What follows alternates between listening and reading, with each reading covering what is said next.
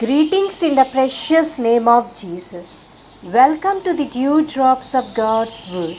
Let us begin our day with God's blessings for us today. From the Gospel according to St. John, chapter 19, verse 28. After this, Jesus, knowing that all was now finished, said, I thirst. Although Jesus was deprived of water on the cross, he offered the water of eternal life. It is near the end of Jesus' human life. He senses it. He has hung on the cross for 6 hours now. It has become hard for Jesus even to get a breath. Hung from his arms, he must pull himself up each time he wants to breathe. His shoulders ache, his mouth is parched, he is exhausted, and yet he does not want to die without a final word. He asks for something to drink to wet his lips for this final effort. Christ was the Lamb of God who had paid the full price for the sin of mankind so that the full measure of God's wrath submerged him in all but one part of the law which had not yet been fulfilled and without which his perfect life and substitutional death could have become the topic of philosophical debate, for Christ was to fulfill the whole law and carry out all prophetic scriptures in every detail. Jesus' words, I thirst, were not simply said to fulfill scripture. He was truly thirsty. At the beginning of the crucifixion, the soldiers had offered him vinegar, as we saw in the first half of Psalm 69, verse 21. Matthew chapter 27, verse 34 speaks also of this. They gave him vinegar to drink mingled with gall, and when he had tasted thereof, he would not drink it. Why did Jesus refuse the vinegar at that time?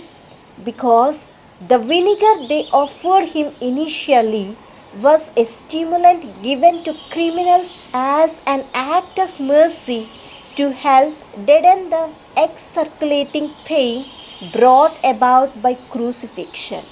But Jesus rejected it because he would not allow anything to numb his senses and lessen the pain. And besides that, there was no thirst at that time.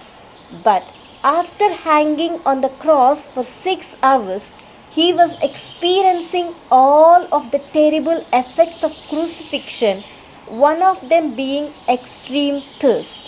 David wrote prophetically of this in Psalm 22, verse 15. My strength is dried up like a potsherd, and my tongue cleaveth to my jaws. So, when Jesus said, I thirst, he was truly thirsty.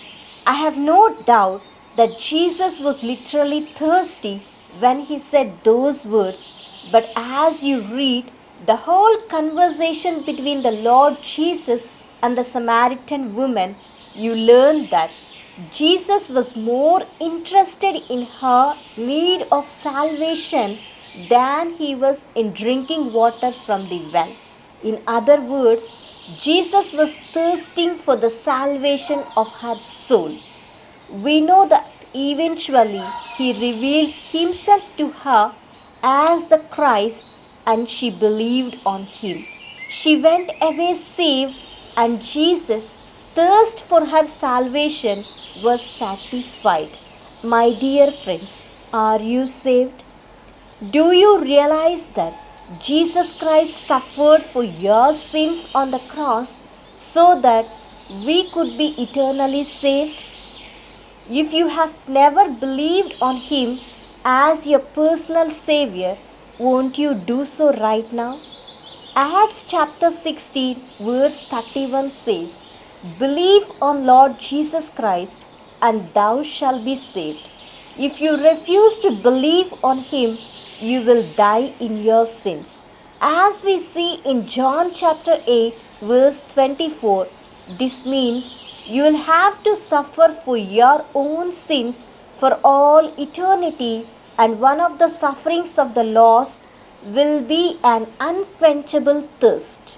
This is graphically described in the words of the rich man in Luke chapter 16, verse 23 and 24. And in hell he lifted up his eyes, being in torments, and he cried and said, Father Abraham, have mercy on me, and send Lazarus, that he may dip his finger in water and cool my tongue, for I am tormented in this flame. You do not have to experience this thirst in hell, for Jesus already suffered this thirst for you. Again, I would urge you to believe on the Lord Jesus Christ, and thou shalt be saved. Let us say a small prayer. Abba Father, thank you for speaking to me through your holy word. Loving Father, it amazes me that your Son would even call out for a drink, so that all scripture concerning my salvation was made secure in him. There are times when I foolishly doubt your word, but you are faithful God, whose word can be trusted in every detail. Teach me more of you, Lord Jesus, for I want to know you better and love you more. In Jesus' name I pray, Amen. God bless you, my dear friends. Have a great day filled with God's grace and blessings.